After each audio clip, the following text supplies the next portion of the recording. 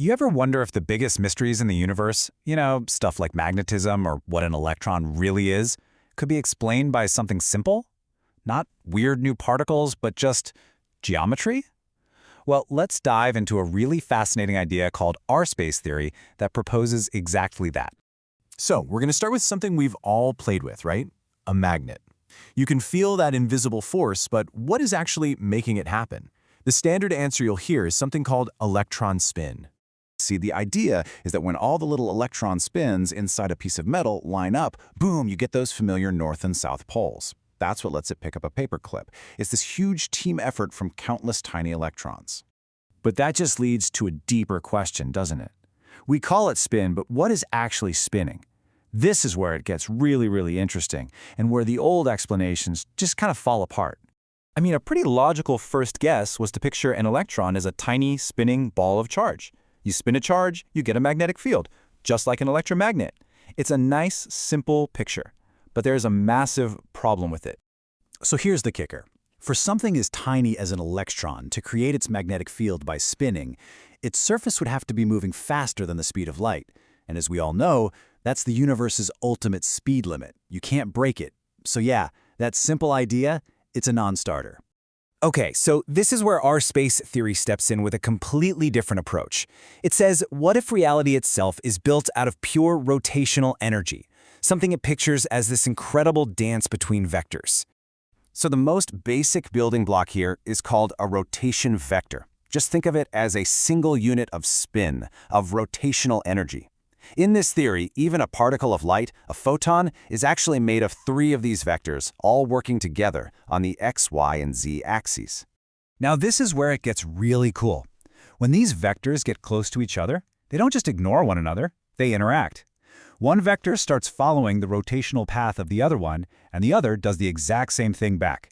This mutual pull locks them into this beautiful, stable orbit, almost like 2 stars dancing around each other. And an electron, according to this theory, is basically born from this little dance.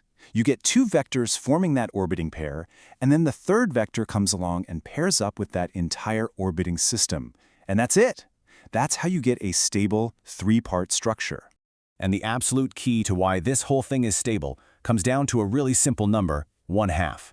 When those 2 vectors lock into their mutual orbit, they each split their arm length, their radius, to 1/2, relative to the center of that orbit.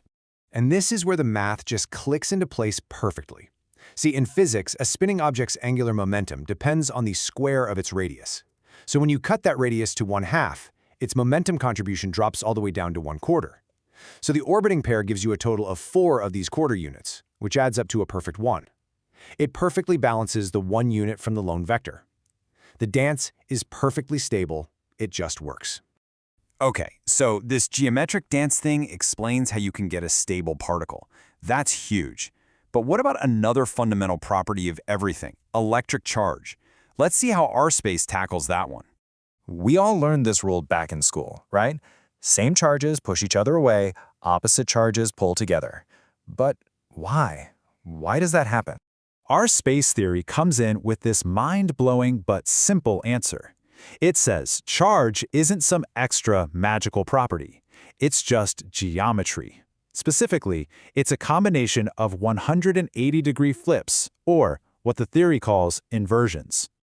Let's use a simple analogy here. Imagine 2 cars driving in the same direction. If one of them forces the other to do a 180-degree U-turn, well, now they're moving apart, aren't they? That's repulsion.